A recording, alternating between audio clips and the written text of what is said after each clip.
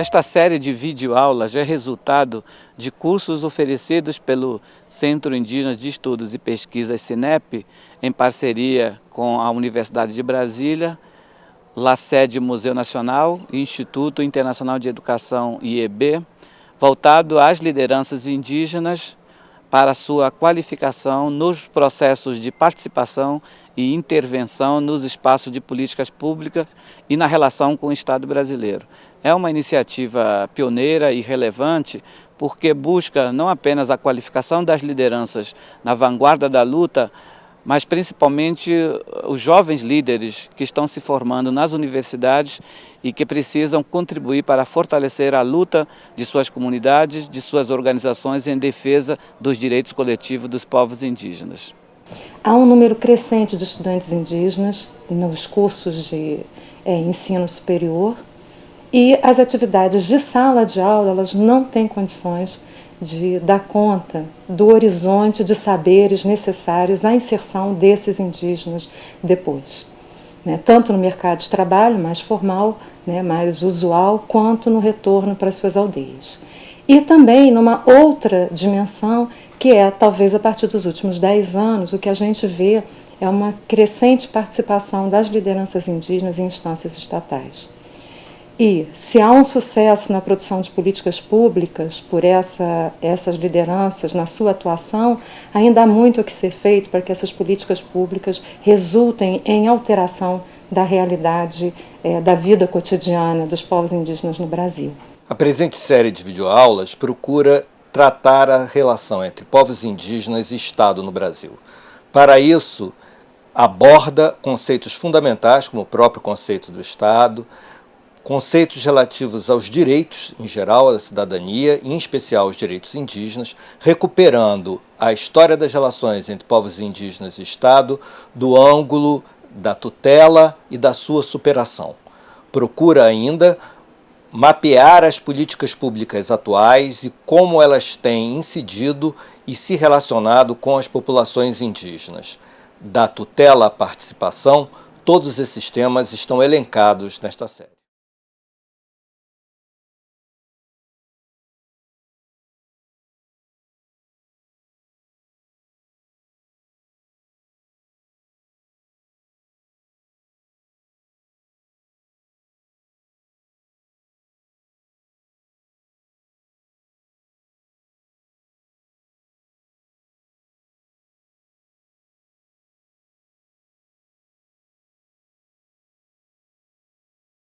Eu queria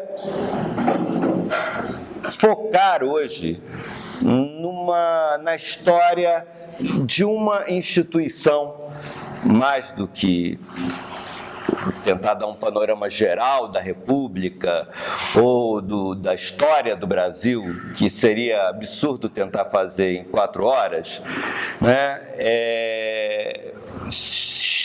tentar centrar em como o Estado republicano atuou junto aos povos indígenas, o que significa falar, do meu ponto de vista, já que a gente tem pouco tempo, basicamente do Serviço de Proteção aos Índios e da Fundação Nacional do Índio. Eu acredito que vocês tenham estudado uma história do Brasil onde os índios só apareciam no descobrimento, Acabou o descobrimento, acabou a presença indígena no Brasil. Em geral, parece que todo o Brasil foi conquistado, colonizado até o Império. O Brasil estava pronto. Isso vai ter a ver com uma das coisas que a gente vai ver hoje de tarde, que é a forma Estado Nacional. Uma forma que surge, uma forma política, que surge na Europa, ao longo dos séculos 18 e 19, e em que se pensa que a uma organização política dentro de um território corresponde uma única nação, um único povo, uma única língua. Essa ideia de Estado Nacional é a ideia que pauta a história do Brasil. de que toda essa história que a gente aprende é um apagamento das diferenças que o Brasil contém. Menos ainda se sabe, claro, da história indígena, né? E das diferentes histórias indígenas. Quando a monarquia chega ao fim com um golpe que instala a república, tá? A gente deixa de ter como horizonte um Estado mononacional, monocultural, monolinguístico, estruturado em torno de uma figura que reunia simbolicamente o Brasil, que era a figura do imperador, né? Numa monarquia, o soberano, a encarnação da soberania de um povo, de um território, de uma organização política, está em grande medida representada pela figura do rei, do imperador, né? No regime republicano, é a comunidade política, é a comunidade dos cidadãos, mais do que uma figura emblemática de rei, etc., que vai ser essencial para a estruturação das instituições. Pois então, a história de conquista do Brasil não acaba quando se diz que tem um Estado Nacional Brasileiro. Não acaba com a independência, não acaba com com o fim da monarquia. Tá? A gente foi treinado a pensar que no século XX o Brasil já estava todo composto. O Brasil não foi objeto de uma conquista, né? Cada contato com um povo indígena é uma história de conquista da organização administrativa, seja da coroa portuguesa, seja do Estado brasileiro, tá? Sobre um povo indígena. Então, na verdade, neste período que a gente vai ver, com a presença do Serviço de Proteção aos Índios, o que a gente tem é a continuidade das múltiplas conquistas e das múltiplas ocupações de partes do território brasileiro que vão significar conflito com povos indígenas específicos. Quando surge o regime republicano, se instaura o trabalho livre e que uma série de regiões do Brasil começam a ser invadidas com o objetivo de exploração econômica, tá? Sul da Bahia, cacau em grande medida, plantação de cacau. Amazônia, notadamente borracha, esse período de final do 19, início do 20, né? São Paulo, oeste de São Paulo, café. Tá? Ferrovias para café, né? Para estabelecer fazendas, plantio de café. Esse movimento, como todo movimento de penetração rumo ao interior, sempre se defrontou com povos indígenas, que são, afinal de contas, vocês, os verdadeiros senhores da terra, né? Estavam lá ocupando seus territórios, e essa invasão, que não foi necessariamente uma invasão concertada pelo Estado brasileiro, não foi organizada pelo Estado republicano, ela, no entanto, foi uma consequência de outros estímulos que o Estado republicano propiciou, né? Como, por exemplo, a atração de mão de obra imigrante. Toda a região do sul do Brasil foi uma região de muitos atritos, em especial Santa Catarina, de muitos atritos entre imigrantes que vinham atraídos pela possibilidade de terem terras livres, né? Terras cheias de gente indígena, né? E que, no entanto, eram vendidas como terras vazias. Né? Acho que vocês devem ter ouvido falar na figura dos bugreiros, que eram assassinos profissionais de índios, né? Isso existia no interior de São Paulo, isso existia no interior de Santa Catarina, né? No Mato Grosso do Sul também existiu, eram profissionais do extermínio. Em suma, o que há no início do período republicano é que, com a ideia de se ter... ótimo. Com a ideia de se ter, né, um espaço agora nacional mais integrado, tá? Se ter uma nação que fosse mais conhecida pelo próprio poder central sediado no Rio de Janeiro, né? O regime republicano começa todo um processo que não existia antes, ele apenas é intensificado, tá? De construção de linhas telegráficas. O telégrafo é uma novidade naquele momento, de linhas telegráficas, de mapeamento do território. São enviadas inúmeras comissões para mapear, fazer prospecção do território, né? Se tentam fazer levantamentos populacionais, tá? Para quê? Um regime republicano, se a base do regime republicano são os cidadãos, é fundamental agora conhecer quem são os cidadãos do país e chegar a esses cidadãos. No Império, boa parte da administração pública era o quê? Feita pela Igreja. No regime republicano, a gente tem uma separação entre Igreja e Estado. Isso vocês devem ter estudado em história em algum momento.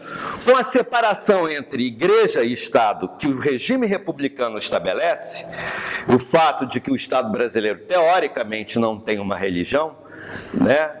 Uma religião oficial, o Estado, a organização administrativa que representa os cidadãos do Brasil, teoricamente de modo democrático, precisava ter sua presença marcada em diferentes pontos deste mapa aí. Veja, imagine, era isto daqui a capital e isto daqui o território. Nem o interior de São Paulo, no início do século XX, estou indo longe, o próprio, para vocês terem uma ideia, a cidade do Rio de Janeiro está aqui, tá? Em 1904, a gente acha registro de pagamentos de fóruns a aldeias indígenas na região do norte do estado do Rio de Janeiro, tá? Se vocês olharem livro de história, imagina se tem índio no Rio de Janeiro em 1904. De forma alguma. Completamente apagado. E isso existia por outras partes do território brasileiro, onde também se dizia que não tem índio, ou não tinha índio naquele momento. Tudo isso que eu estou querendo chamar a atenção se resume numa coisa: é preciso fazer com que as fronteiras do Estado brasileiro se expandissem, do Estado, organização administrativa, se expandissem sobre o território, tá? Porque era isso que ia, de alguma maneira, assegurar, tá? E aí presença militar, etc. Mas o Estado brasileiro continuava fraco, pouco instrumentalizado. Então, uma das grandes saídas para isso foi o quê? Pensar em criar vias de comunicação, meios de comunicação. Na época, como eu já falei, o telégrafo era uma das principais, ou a principal, via de comunicação, né, à distância. Bem, no período já do final do século passado, ainda no período imperial, começaram a surgir diversas comissões telegráficas, algumas delas na região do Mato Grosso do Sul, outras no interior do Paraná, geralmente não, feitas por militares, né? Pelas chamadas comissões de linhas telegráficas, das quais uma a gente, eu acho que vocês em geral devem ter ouvido falar, é a chamada Comissão Rondon, né? Tudo isso é para chegar no Rondon, no Serviço de Proteção aos Índios, mas que na verdade chamava-se Comissão de Linhas Telegráficas Estratégicas do Mato Grosso ao Amazonas. Independente do fato da ideologia do Rondon pró-índio, tá? Essas comissões tinham a ver com caráter estratégico e com a busca de integração nacional, tá?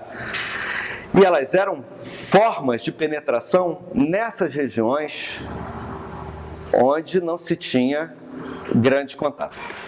Por volta de 1906, mais ou menos,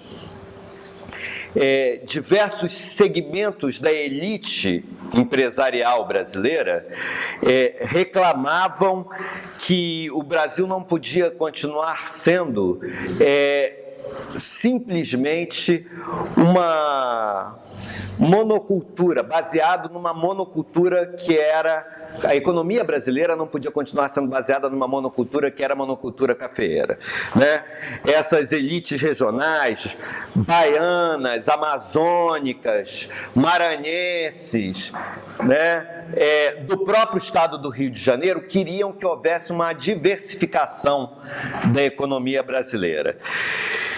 E propunham para isso criar um espaço específico no Estado brasileiro para que essas diversas outras maneiras de explorar o território, tá, fossem contempladas.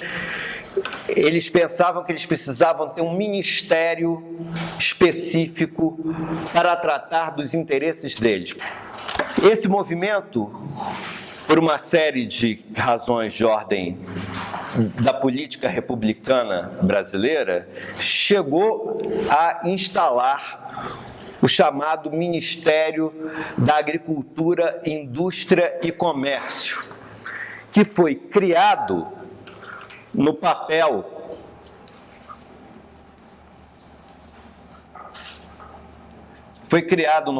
em 1906. 1906, portanto, foi um decreto só, para tapar a boca desse pessoal que estava reclamando. O que acontece é que, como muita coisa no Brasil, ela é criada, mas não é levada à prática, né? Os caras lá continuaram. Existia uma organização chamada Sociedade Nacional de Agricultura por trás. Hoje, a Sociedade Nacional de Agricultura não é em absoluto importante. Na época, era como se fosse o movimento ruralista, ou uma parte do movimento ruralista brasileiro. Era uma associação forte de produtores rurais. Em 1909, o que acontece é que morre o presidente da República, Afonso Pena, que foi quem criou no papel, e se abre uma espécie de período de grandes negociatas políticas, porque o vice-presidente, Nilo Peçanha, que estava ligado a essa Sociedade Nacional de Agricultura, assumiu o poder, assumiu a presidência da República pela morte do outro, mas ele não podia se candidatar quer dizer, o Afonso Pena morreu há 1 ano e pouco da outra eleição. 1910 era ano de eleição. Tá? Por uma série de razões políticas da época, que seria complicado explicar, ele não tinha como pleitear-se candidato à presidência da República. Mas ele fez toda a negociação necessária para conseguir apoio político para aquele candidato que ele apoiou. Como é que no Brasil se consegue apoio político quando se vai eleger alguém? Promessas. De que, em especial? O que se... Espera aí. Alguém falou em dinheiro ou falou empregos? Emprego, é isso aí. Emprego, recursos, poder. Mas emprego, cargos, é uma coisa essencial, né? Até hoje, no funcionamento da máquina política brasileira. É o que acontece. Em 1909, tinha um ministério criado no papel, mas não estava implementado. Tá? Era um saquinho de empregos prontos para serem distribuídos e comprar voto, né?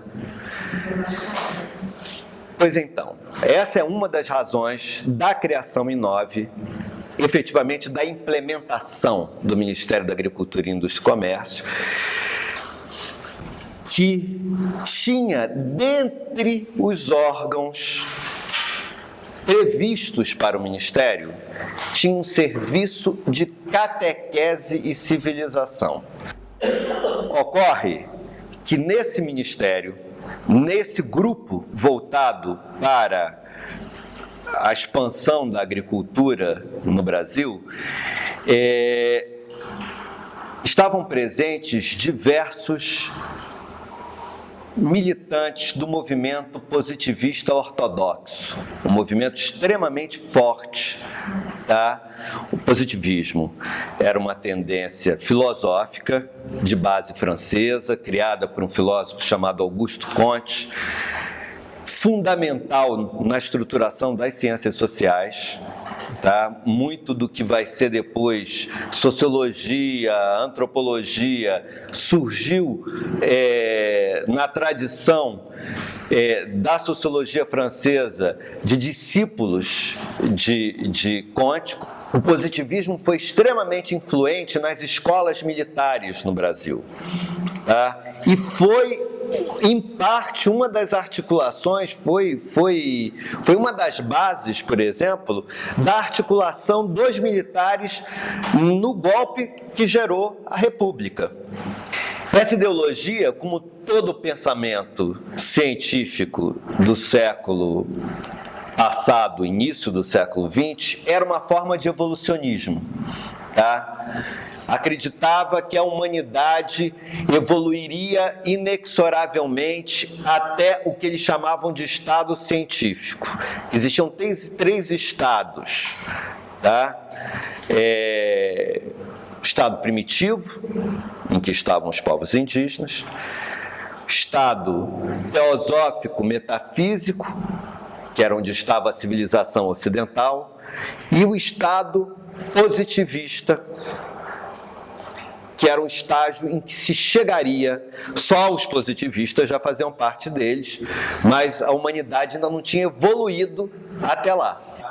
E é neste momento que se está pensando em criar um serviço de Estado para trabalhar com os povos indígenas. Tá? Uma das razões de ter se escolhido Rondon para dirigir o serviço de proteção aos índios, isso está escrito nos documentos de época, é que ele era o exemplo vivo da possibilidade de civilização dos indígenas. Cândido Mariano da Silva Rondon, nascido no Mato Grosso do Sul, ele fez escola normal em Cuiabá, tá? E de lá ele fez concurso para a Escola do Exército, no Rio de Janeiro e foi para o Rio de Janeiro estudar na Escola Militar da Praia Vermelha. Lá conviveu com professores positivistas, alunos positivistas e se converteu ao positivismo ortodoxo. Rondon não era apenas, portanto, alguém que tinha a doutrina filosófica positivista. Ele era um praticante da religião da humanidade. O que importa é que ele, depois do golpe da República, a primeira função dele como alferes, um dos primeiros postos, né, do Exército na época, foi trabalhar numa comissão de linhas telegráficas. Era a Comissão Araguaia-Cuiabá. Na verdade, o que eles fizeram foi retomar métodos de contato desenvolvidos pelos jesuítas no período colonial. Todas as estratégias de atração e pacificação, tá? Uma forma de guerra branca, tá? Onde você guerreia com símbolos e não com armas, usa as armas apenas para mostrar que tem poder. E depois, em 1906, ele vai propõe a criação, junto com um conjunto de outras pessoas, a criação da chamada comissão, que vai ser essa sim chamada de Comissão Rondon. O que é importante é que essa comissão foi a comissão que foi celebrizada. Por quê? Primeiro, porque esses empreendimentos eram muito custosos. O Estado brasileiro tinha pouco dinheiro, tá? Então, uma coisa que os positivistas ortodoxos sabiam fazer muito bem era usar a imprensa e fazer o que a gente chamaria hoje de propaganda e marketing de si mesmos, tá? Eles divulgaram muito em livros, conferências, exposições, o trabalho da Comissão de Linhas Telegráficas do Mato Grosso ao Amazonas. Os jesuítas entravam pelos sertões tocando hinos, flautas, cantando hinos a Deus, porque acreditavam que a música abrandava as almas selvagens. Nesse período, na época lá com o general Gomes Carneiro, o Rondon, eles retomam tudo isso, só que ao invés de tocar hinos a Deus, eles tocavam um hino nacional. Todo dia, no acampamento da Comissão de Linhas Telegráficas, das Linhas Telegráficas Estratégicas do Mato Grosso ao Amazonas, hasteavam a bandeira, hasteavam a bandeira e tocavam o hino nacional num gramofone. Tá? E tocavam alto músicas, hinos, para os índios que estivessem nas matas ouvindo. Tá? Todas essas ideias, que são ideias, na verdade, muito anteriores. Rondon inventou muito pouca coisa. Tá? Ele organizou isso sob a forma de um serviço de Estado sem cunho religioso. Rondon era, então, já uma figura muito conhecida. Tá? E se alguém era apresentado como conhecendo a situação indígena, tendo contato, alguém que não fosse religioso, era conhecido como, tá, um especialista em índio, esse alguém era o Rondon. Tá? Estou dizendo para a classe política brasileira daquela época. E o que eu estava falando é o seguinte: eles passaram o tempo todo fazendo propaganda. Como é que eles fizeram isso? Não apenas divulgando coisas na imprensa, mas levando material para museus. Tá? Por exemplo, você quer ver uma coisa? Material zoológico, material geológico, eles distribuíram material para os museus brasileiros. Os museus brasileiros não tinham condições financeiras, como os museus europeus, de fazer excursões para coletar material. Então, ter uma expedição que fazia isso era importantíssimo. É isso aí. Em troca, eles receberam apoio político. Na hora que se dizia, vamos extinguir a comissão, eles conseguiam mobilizar uma grita de gente, tá? Para dizer, não, tem que continuar. Quando se resolve criar o tal do serviço de catequese e proteção, a essa altura os positivistas dentro do ministério já tinham montado a coisa para dizer, não, a gente não quer padre trabalhando com índio, porque o Brasil é um país sem confissão religiosa, tá? É uma república, tá? A gente quer um serviço leigo, um serviço oficial, público. Quem é que vai se chamar? Olha, o secretário do ministério era compadre do Rondon. Acho que não precisava dizer mais nada, né? Em 1910, isso sai em tudo quanto é jornal do Brasil. Em 1910, uns 2 meses antes da data da independência, tá? De 7 de setembro, o ministro da Agricultura, que realmente implementou o ministério, Rodolfo Nogueira da Rocha Miranda, vai ao Museu Nacional, visitar o Museu Nacional, e pergunta se achavam os antropólogos do museu que os índios brasileiros eram capazes de ser civilizados e se poderiam se tornar mão de obra útil para os destinos da nação. Ao que os antropólogos respondem que, claro, e que era preciso criar-se uma obra para redimir as populações indígenas do Brasil e os trabalhadores nacionais. Não esqueçam dessa categoria. Quem eram os trabalhadores nacionais? Os trabalhadores nacionais eram os libertos da escravidão e as populações pobres mestiças do interior. Portanto, dentro desses estavam também numerosos povos indígenas que não eram mais considerados indígenas, tá? Eram considerados sertanejos, tinham deixado de ser índios. Então, o ministro diz que será então criado um serviço para proteção dos indígenas e localização dos trabalhadores nacionais. O LTN, a localização de trabalhadores nacionais, nos lembra que isso daqui é um serviço de colonização. E que ele, portanto, tinha como uma das suas principais funções, tá, fazer o quê? Liberar terras.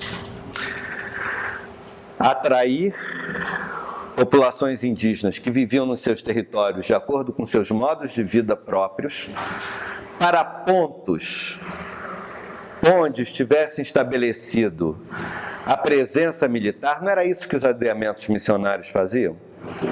Oferecendo bens em troca? Exatamente isso eram que os postos indígenas faziam, tá?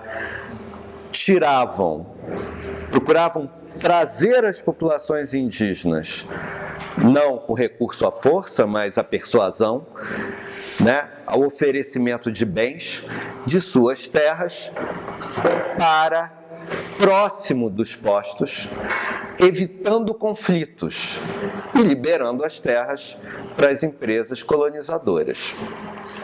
O Serviço de Proteção aos Índios e Localização de Trabalhadores Nacionais tensionava fazer o quê? Número 1, por fim às situações de conflito entre indígenas e não indígenas, nessas regiões de fronteira agrícola que eu mencionei, que eram inúmeras naquele momento, tá? Enfim. Número 2, atrair a população indígena que não estivesse em conflito, tá? Colocar essa população indígena que já mantivesse algum grau de relação não conflitiva, tá, com segmentos variados da sociedade brasileira em contato com o Serviço de Proteção aos Índios, tá? Para, por um lado, né, serem protegidos da atuação mais violenta, tá, dos brancos em diversas partes do Brasil, tá? E retirar a população indígena de regimes ou semi-escravocratas ou totalmente escravocratas de trabalho, tá? Ao mesmo tempo, ensinando uma série de coisas às populações que fossem objeto do trabalho. E, por um outro lado, tá, atuar junto. Isso quando foi criado, em 1910, 1918. Atuar junto aos chamados trabalhadores nacionais, fazendo a mesma coisa, fazendo o que eles chamavam de agremiação. Agremiar o que era? Era juntar população numa região, tá? Colocar essa população numa unidade administrativa, no caso, para indígenas, em torno de um posto indígena. No caso, para os trabalhadores nacionais, como parte de um centro agrícola. Tá? Vejam como era pensada a coisa. Tá? Então, agremiar, em seguida civilizar. O que era agremiar e civilizar, fora fazer eles se deslocarem para próximo de um posto? Era aprender, primeiro botar roupa, depois aprender as primeiras letras, aprender o português. Tá? 3. Dar cursos. Diziam que davam, mas não era isso. Na verdade era explorar o trabalho. Mas era ensinar as mulheres. Isso era o que estava escrito, tá? Que eles iriam fazer. E o que eles exibiam, às vezes, em fotografias, numa série de coisas, como sendo resultados positivos da ação do Serviço de Proteção aos Índios. Tá? Ensinar as mulheres a costurar, a cozinhar, os homens a trabalhar em carpintaria, a construir casa como casa de branco, tá? Isto era civilização. Civilização era aprender a trabalhar como branco e, de preferência, trabalhar para branco. E a ideia era que os índios iam deixar de ser índios. Vocês todos iam evoluir para a civilização, tá? E deixar de ser indígenas. Por isso que eu digo que não é uma política de genocídio. A política protecionista era, como toda política, faca de muitos gumes.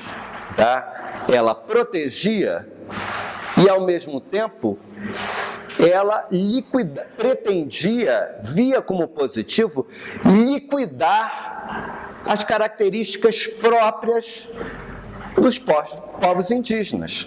Era uma política, portanto, etnocida e não genocida, né? Preservava as pessoas e pretendia melhorar a vida de vocês, transformando vocês em trabalhadores não indígenas. É como se ser índio fosse uma coisa transitória, que ia passar, se adequadamente educados fossem. Tudo isso era uma espécie de pedagogia da civilização. Tá? Agora, entre a ideologia e a prática, havia uma grande diferença. Né? Da mesma maneira que se concebe isso tudo daí, no papel, e se começa a implementar em alguns lugares até, esse grupo do Serviço de Proteção aos Índios, que era o grupo de militares positivistas da Comissão Rondon, eram correligionários do Rondon, eram amigos, praticantes do mesmo culto positivista, eles prepararam a primeira lei, o primeiro estatuto do índio, aspas, republicano, tá? Que era a lei que regulava a chamada tutela. Pelo seguinte, vocês devem saber que, pelo Código Civil, primeiro Código Civil republicano, todo mundo aqui sabe que pelo Código Civil republicano, os indígenas estavam selvícolas, na verdade, né? O termo é selvícola, que vive nas selvas, estavam colocados como aqueles que eram relativamente incapazes, tá? Como os maiores de 16, menores de 18, loucos, mulheres casadas e pródigos, ou seja, aqueles que dispersam patrimônio, tá? Isso também foi manobra do grupo criador do Serviço de Proteção aos Índios. A ideia de tutela é muito anterior. A ideia de tutela vem lá da tutela de órfãos, embora ela funcionasse de uma maneira diferente. O problema é que se estabelecia tutela, mas não dizia quem ia ser o tutor. Tá? Tudo isso aconteceu no papel. Esse grupo criou a SPI, começou a trabalhar para colocar a tutela no Código Civil e escreveu uma lei que encaminhou em 1912 para o Congresso Nacional. Tá? Mas a lei só foi aprovada em 28. Foram 16 anos de tramitação. Tá? Então, havia um órgão que deveria exercer a tutela, mas não tinha poder juridicamente reconhecido para isso. A cronologia é 10 o SPI, 11 começam a encaminhar as coisas relativas ao Código Civil, mas o Código Civil só sai em 16, tá? 12, eles encaminham o material para a lei que regula a tutela, mas a lei só sai em 28. De 16 a 28, 12 anos, tudo que era problema legal relativo aos povos indígenas ia bater na mão dos juízes de órfãos, juízes de menores no interior, e era um descalabro, porque o controle federal não existia. As terras devolutas, tá, estavam na Primeira República no controle dos estados e não da União. Tá? Eram os estados que mandavam e desmandavam em matéria de terra. E houve sempre um enorme conflito, porque, veja, o Serviço de Proteção aos Índios é um serviço federal. Decide criar um posto indígena num lugar, ele está criando algo federal no meio da jurisdição estadual. Tudo isso tinha que ser negociado. E nem sempre as negociações foram fáceis, nem sempre elas deram certo. Por exemplo, na lei que sai em 1900, aliás, na lei de criação do Serviço de Proteção aos Índios, eles dizem que o Serviço de Proteção aos Índios receberia as terras dos aldeamentos missionários do século anterior. Mas essas terras já tinham sido incorporadas pelos estados. Já tinham praticamente dito que não tinha mais índio nesses lugares. Isso, por exemplo, foi característico de regiões de colonização mais antiga, como o Sul, partes do Sul, Nordeste. As terras indígenas foram apagadas do mapa. Quando o Serviço de Proteção aos Índios foi começar a atuar, também não tinha pernas para isso, não tinha recursos, não tinha gente. Desde que foi criado, o Serviço de Proteção aos Índios foi ameaçado de extinção inúmeras vezes. E sempre contou com pouco dinheiro. Às vezes, a gente falando, parece que ou a proteção do Estado, através de SPI e FUNAI, foi muito boa, ou foi muito ruim. não foi nem boa nem ruim apenas, foi as duas coisas ao mesmo tempo.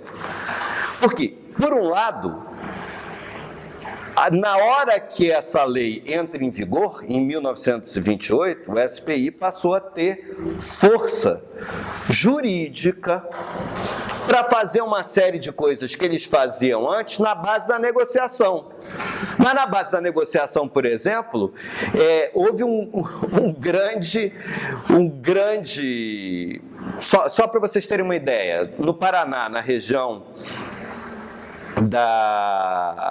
de Barão de Antonina, das terras indígenas de Barão de Antonina, houve um grande problema jurídico que virou matéria no Congresso Nacional. Foi até o Congresso Nacional para ser julgado, tá? Porque não tinha tribunal que julgasse isso, porque nada disso estava construído juridicamente, tá? Por quê? Porque o SPI, no Paraná, resolveu criar uma povoação indígena no que era terra de um antigo aldeamento. Terra essa que já tinha sido parcialmente utilizada para se construir uma cidade. Não é que não existisse índio lá, existia, mas os proprietários rurais, né, a elite lá econômica paranaense, entrou em cima da terra, criou um município ali dentro. Então, tinha um município, a regulação da terra pelo Estado, uma reivindicação federal e os índios no meio disso tudo. Foi uma confusão jurídica muito complicada. Qual foi a primeira coisa que durante esses primeiros anos o SPI fez? Se organizou para criar uma frente de atração na região dos Caingangue. Outras foram criadas no oeste de São Paulo, porque era o caso de maior repercussão nacional e eles precisavam mostrar que eles eram capazes de fazer aquilo pelo qual eles foram colocados como responsáveis por um órgão específico. Eles eram capazes de atrair e pacificar sem ser padres, tá? Eles eram capazes de morrer se preciso for e matar nunca. Então, na medida em que fossem se aproximando os indígenas do posto e fossem estabelecendo uma rotina de relacionamento, se mantinha, começava a dar roupa, tá? Se mantinha ainda um suprimento de alimentação, mas aí se procurava fazer com que os indígenas começassem a fazer as roças perto do posto. E aí o posto de atração e pacificação passava a posto de civilização.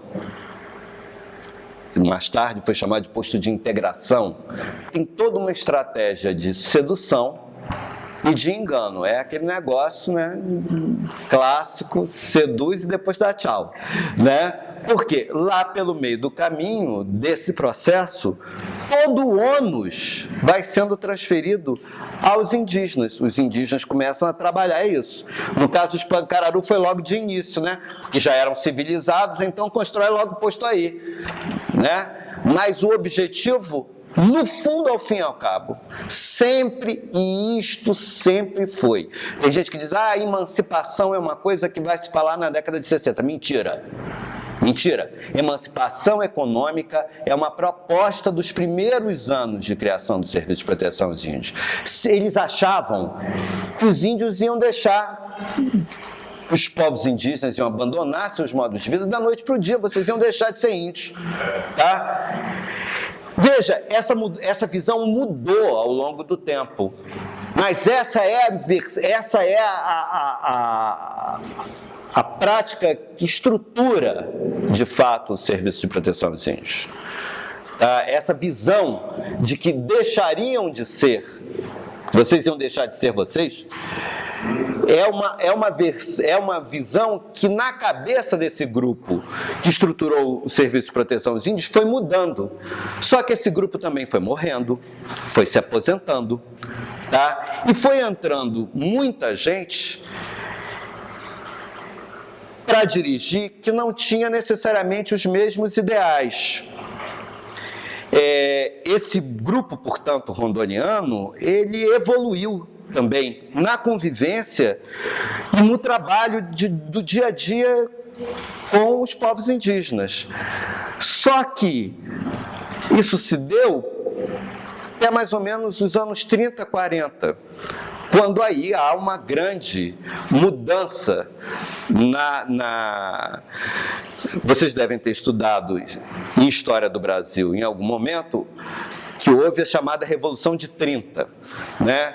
Pela qual um certo tipo de regime identificado aos primeiros 20 anos de república no Brasil foi substituído por um outro estilo de governo e que depois virou, em 1937, um governo ditatorial de Getúlio Vargas.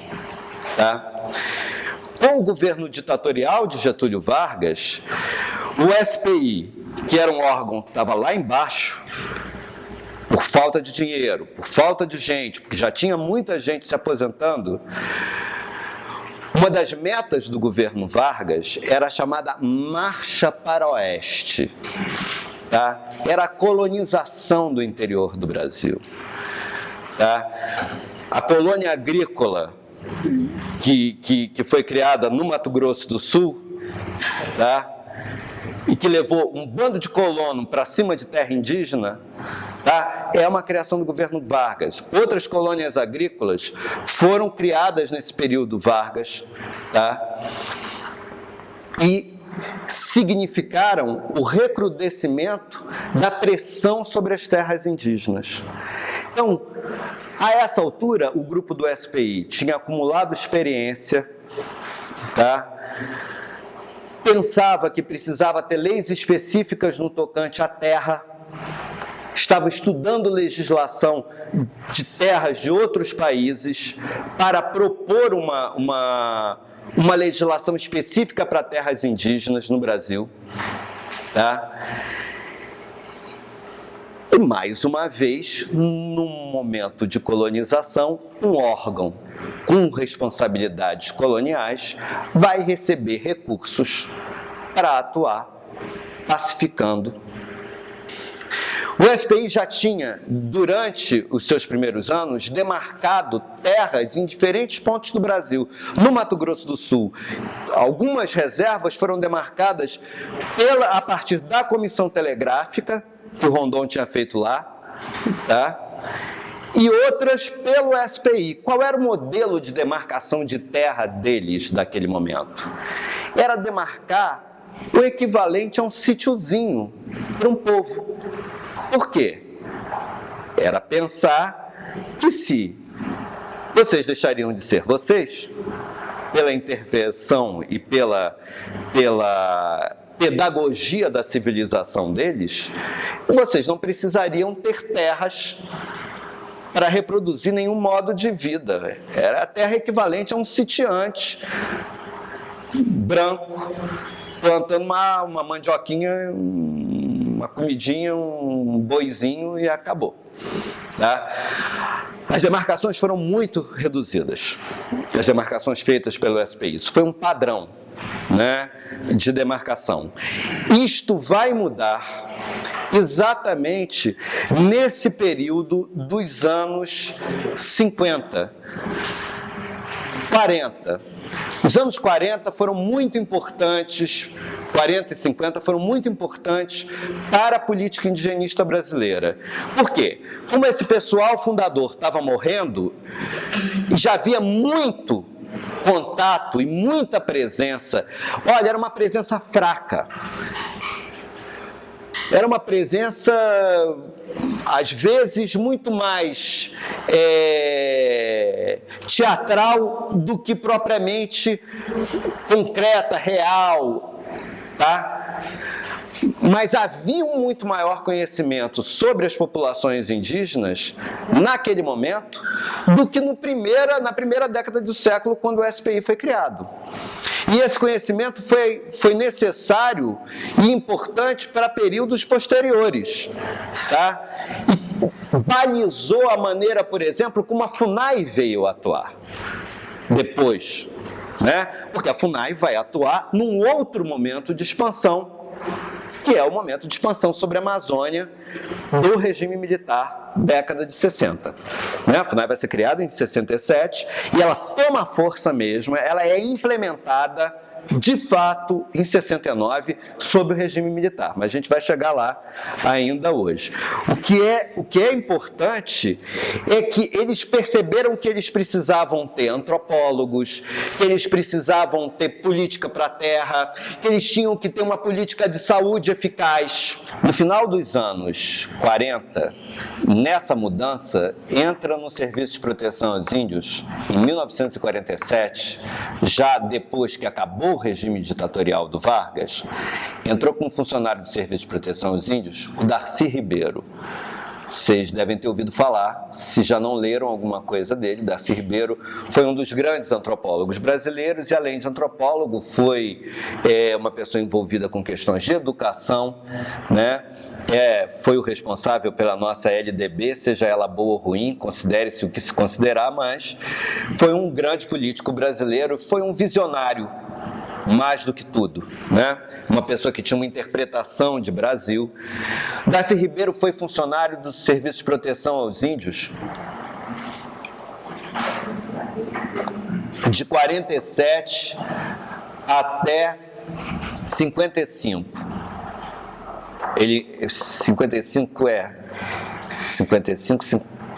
55, quando ele então vai trabalhar com Anísio Teixeira em pesquisa para educação. 55, 57, eu tenho dúvidas, estou esquecendo.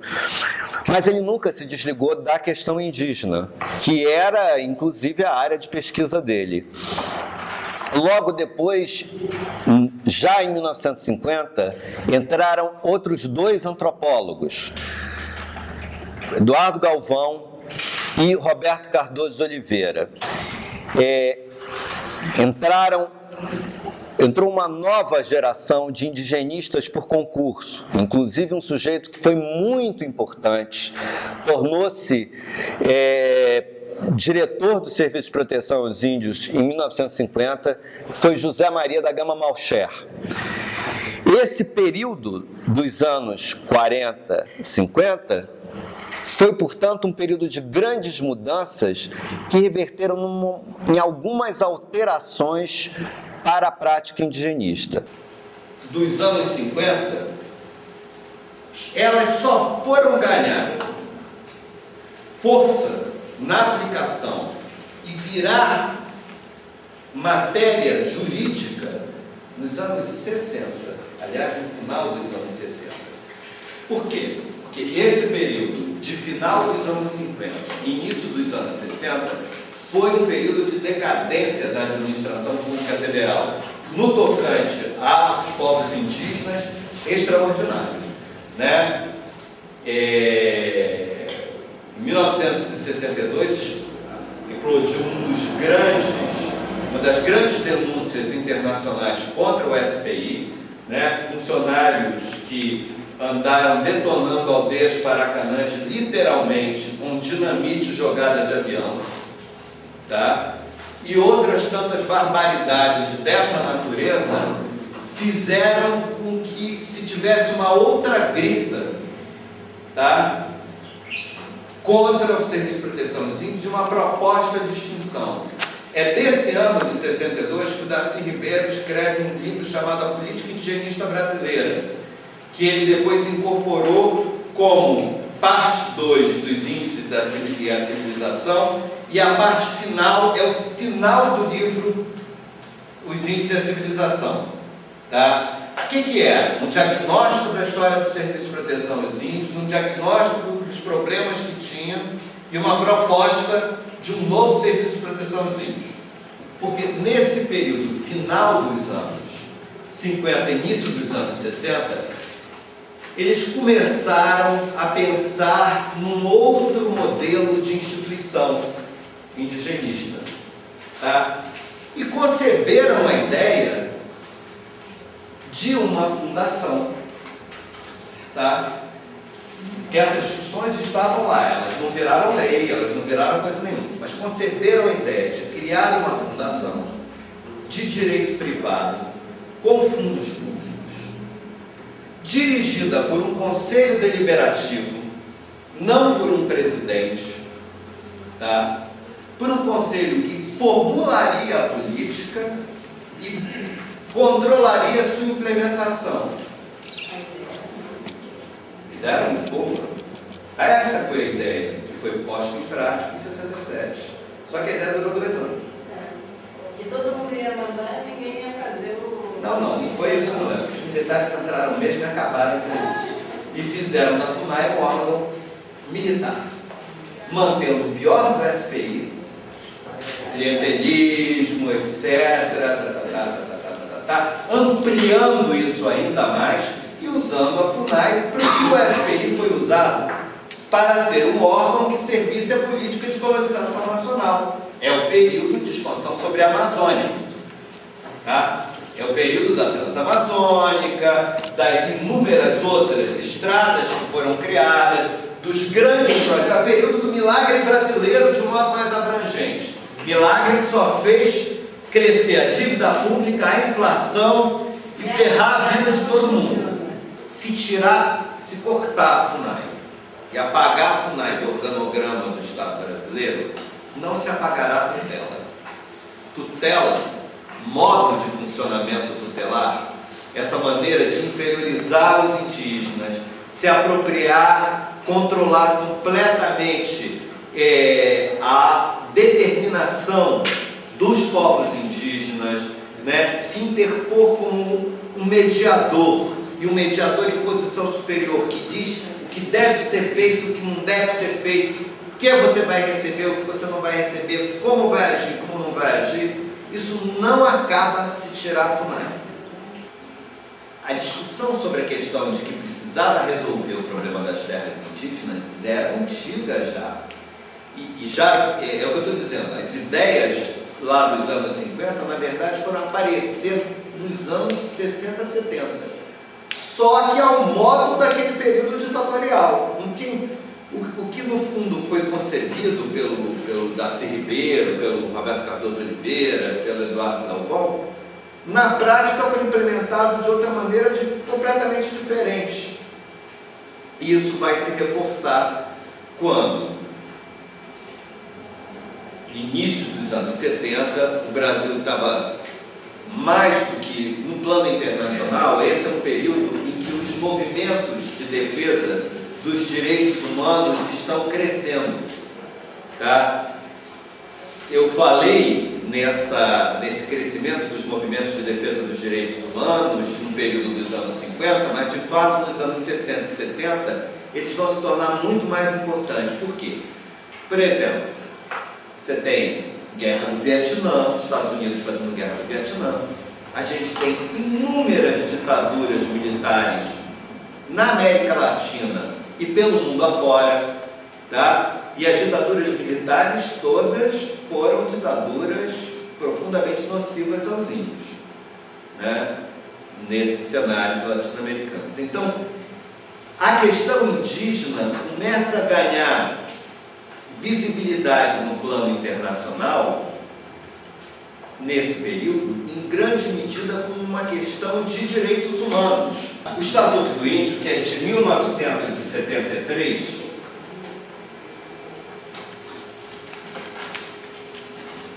é sim uma resposta do Estado brasileiro às críticas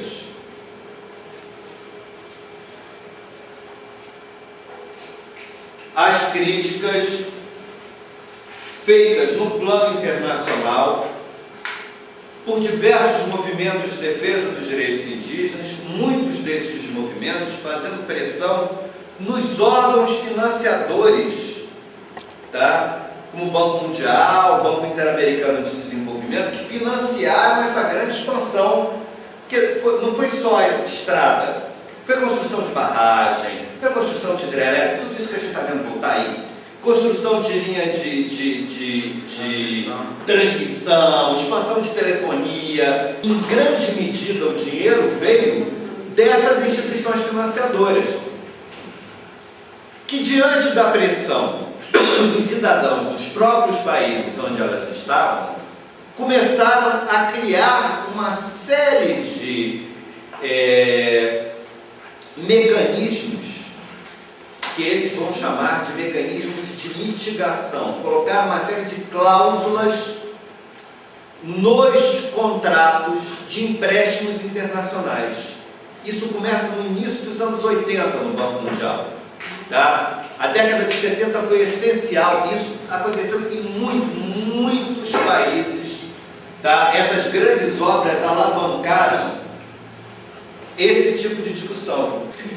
A pressão fez com que resolvesse-se ao estilo militar. Isso não foi uma lei que tramitou, não tinha congresso praticamente, né? Foi uma coisa que tramitou, enfim, saiu do congresso, mas na verdade chegou no congresso, foi escrito por uma comissão, tá? Pegando em grande medida esse material lá dos anos 50, tá? Integrando essas ideias dos anos 50 com a Convenção 107,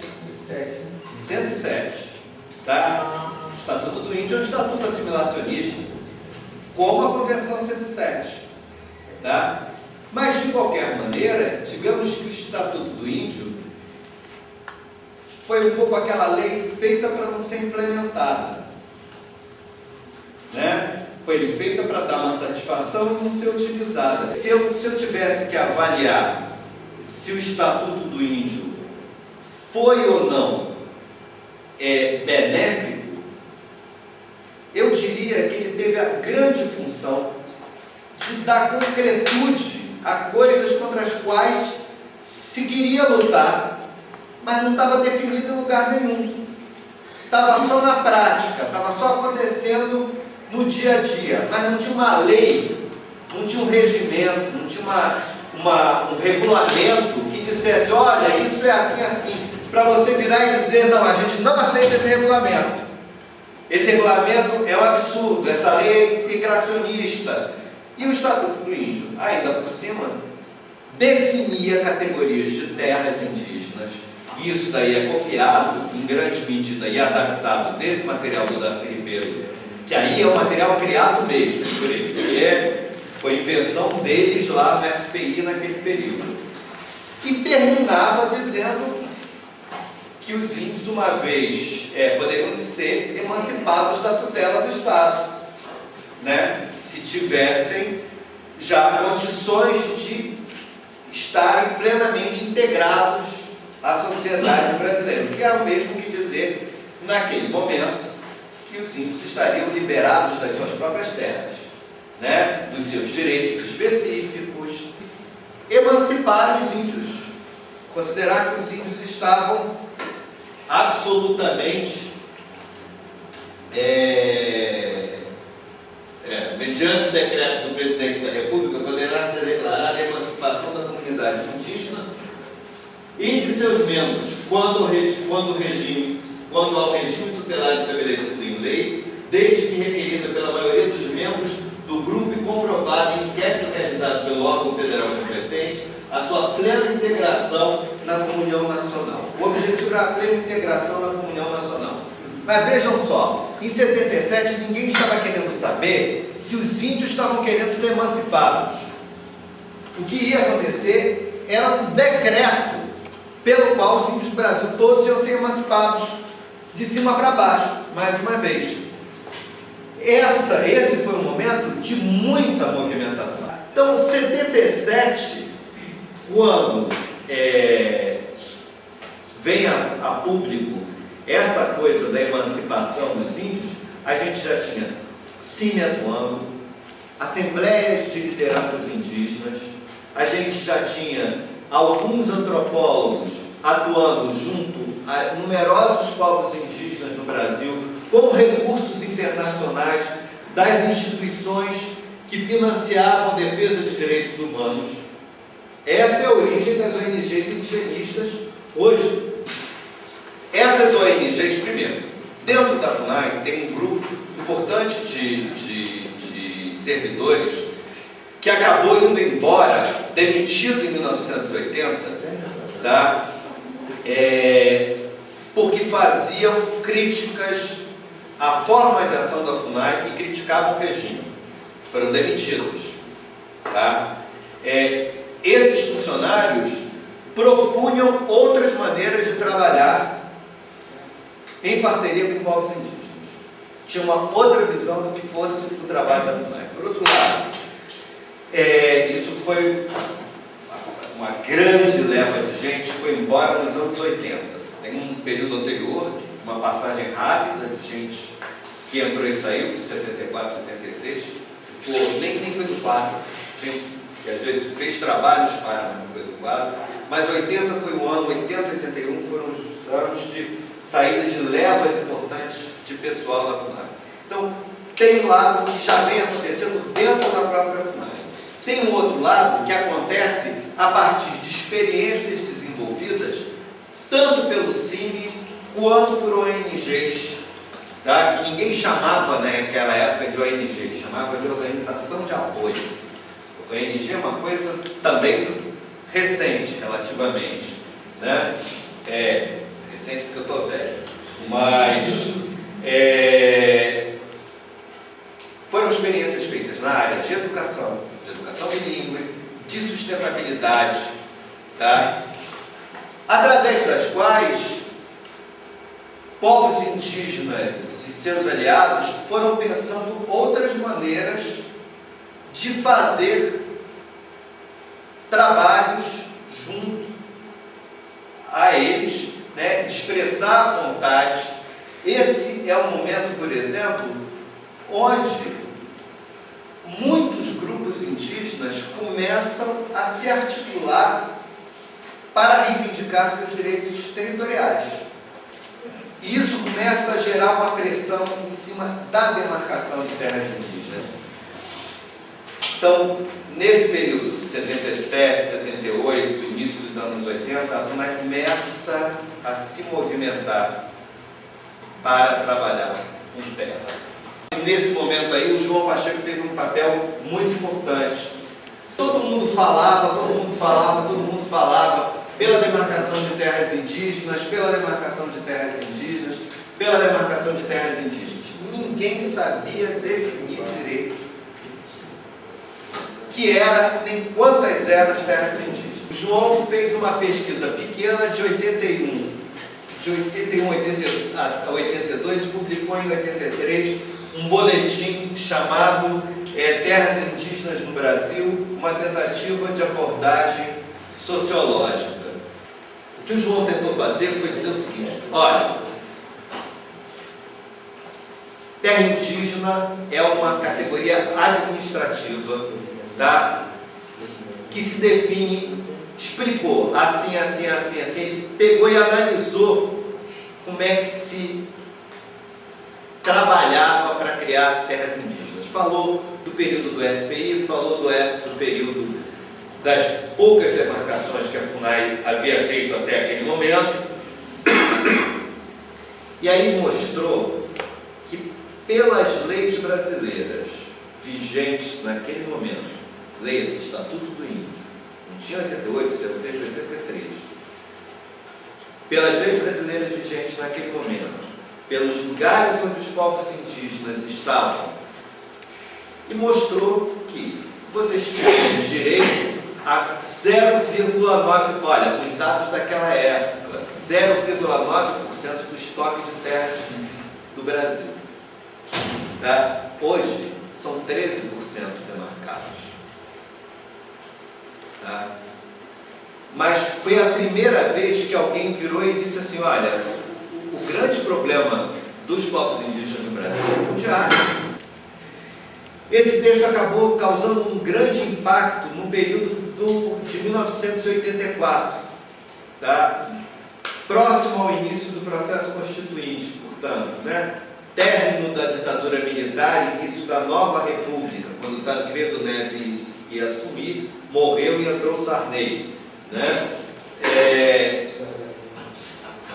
Nesse período, a FUNAI passou por uma grande alteração, porque saíram os quadros militares que tomaram conta da FUNAI nesse período, tá? E voltou uma boa parte desses funcionários que tinham saído em 80, 81, né? O que eu estava mesmo interessado era de chegar nesse pré-constituinte para tentar mostrar a vocês o que eu acho que foram as bases da crítica da tutela, tá? Que foi feita e que redundou no texto constitucional.